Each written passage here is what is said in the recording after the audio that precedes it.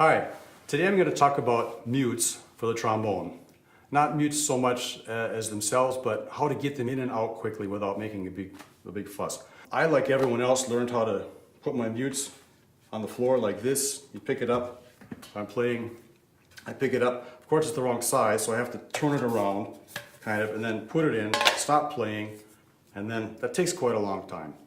If you're playing a normal orchestra repertoire, it's fine, you can do that. But as soon as you start playing some of the new music repertoire, it's just not enough time to get those mutes in. So the first thing you have to do is put your mutes on the left side and not the right side, because then you can actually put a mute in while playing even different notes. Makes it a lot easier. And of course, if you put them laying down like I have here, you can get them in much quicker than if they're on the floor and you have to turn them around or whatever. I know there are some players that have like a mute stand where you can put them in like holes. That could work fine also. I do this, and I use these boxes here. This is just a box that we use for our transport here, and I put my mutes in here and then send them in the transport, and they're gone. And when I get to the concert, I turn it upside down and put either a piece of, this is muslin, black muslin, or the nappy foam rubber in English, on here. I always have my mutes in the same order. The first would be the plunger, because it's easy just to get it right into the bell here. I don't have it for this piece. The next would be the wah-wah, and then the harmon. The two were also that's quite easy to get in and out. They're the ones that usually if you get up fast. Then the straights, today I have the fiber and the metal, so they would be here.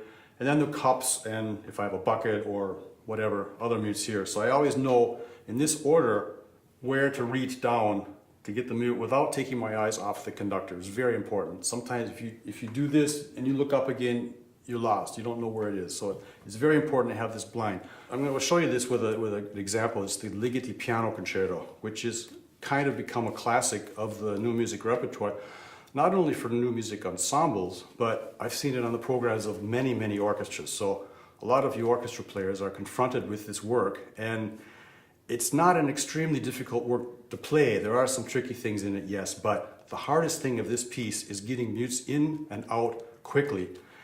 You need for this piece at least 4 mutes and preferably 5. And you can see here in the music, I use the Stockhausen cymbals that he developed with his son Marcus, which is very, very good, I think.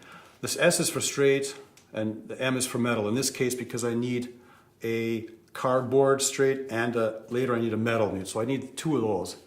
I use the C for cup, and the H is for harmon. That's with the wah-wah without the stem, and the wah-wah, the W for wah-wah, of course. So I do this through the whole piece, and I always know exactly these symbols. They stand out, and I can instantaneously automatically know what mute I'm going to put in. There's 5 movements to this piece, and 4 of the 5 movements go by extremely fast. We're talking about 138 to 160, and it's breakneck speed. You don't have time to do much other than watch the conductor, not get lost, and the less you have to worry about mutes, the better. The first passage is from the first movement. I think we got like 138 or so. It starts like this.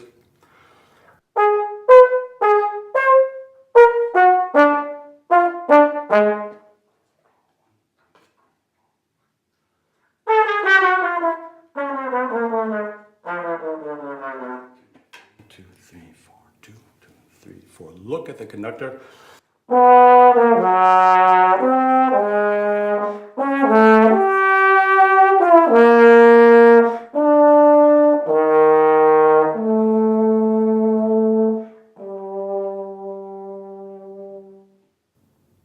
And that's the end of the movement, so you want to make sure that works well. The second movement is slow, so you don't really have a big problem there. The third movement is a really fast one, also 138 and 6. And there's a small passage here that's not hard to play at all, but it's difficult to get the mute in. So it goes like this.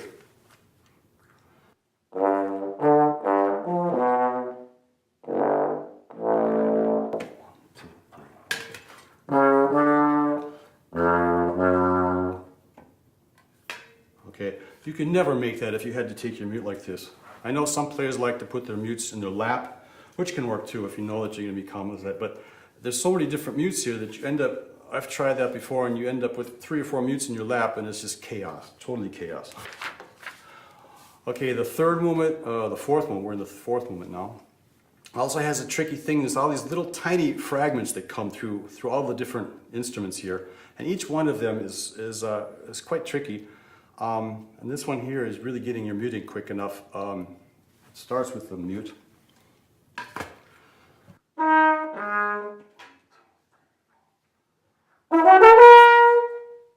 A little bit later in the movement, there's this passage here, and you really have no time hardly. 2,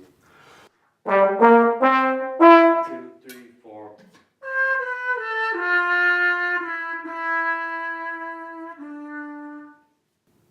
Okay.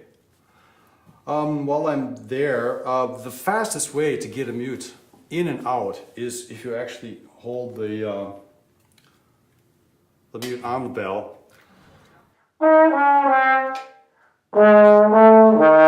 Something like that, and hold it then with, I use my pinky here on the bell so the mute is in, and if I have to get it in quickly, you can get it in pretty much in a beat or two. That could be very good for you people out there playing musicals. I know that musicals have some notorious mute changes, and that could come in very helpful. So there is a passage at the end of the fourth movement in the Ligeti.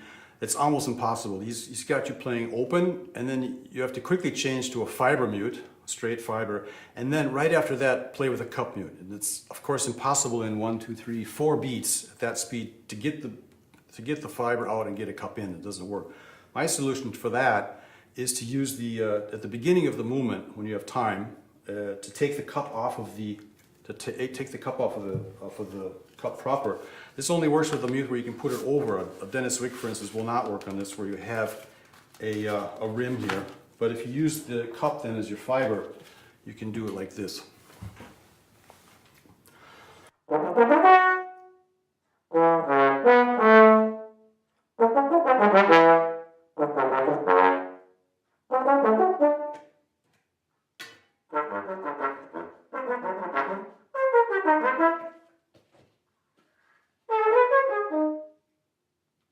Also a bit on the verge of being non-playable. In the fifth moment, this is the passage where we have a harmon without the stem, and then we have to change to the stem. There is time, I think there's 3 measures, so you could conceivably put the stem into your wah-wah. But I can highly recommend having two different mutes. I can show you why.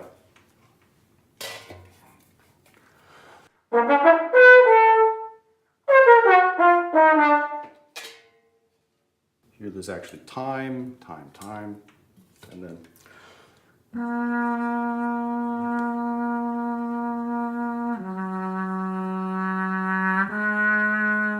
1, 2, 3, 2, 2, 1.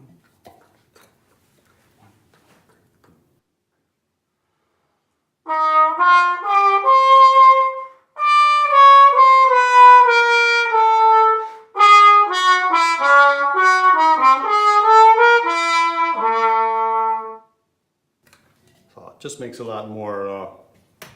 it a lot more comfortable having those 2 minutes to change back and forth. So that's the Ligeti, and I hope we've shown you some things here that you can maybe take with you and incorporate into your own playing.